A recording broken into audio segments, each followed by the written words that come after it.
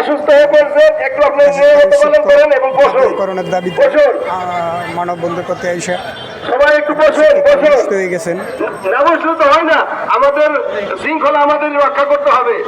এই শৃঙ্খলাতে কেউ রক্ষা করে দিবে না, কোনো পুলিশ দিবে না, কোনো অন্য কোনো কমিটি গঠন করা হয় নাই। আপনারা নিজ দায়িত্বে বসুন।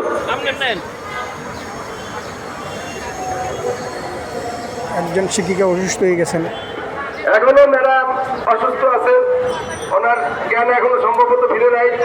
ওনার জ্ঞান ফেরানোর জন্য চেষ্টা করা হচ্ছে।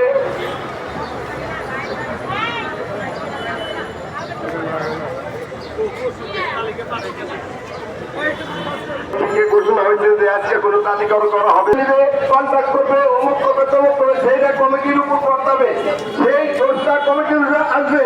তাই ওনারা বলছেন যে কোনো তালিকা হবে না। আপনার আমরা যারা উপস্থিত আছি কাগজপত্র তো পূর্ণ আছে, আপনার পূর্ণ রাখবেন। সবাই যে কোনো মুহূর্তে পাঠাই দিতে পারবেন, আমরা যোগাযোগ করে কাগজগুলো দিব। কোনোরকম হওয়ার কারণে আমরা পিছিয়ে পড়েছি।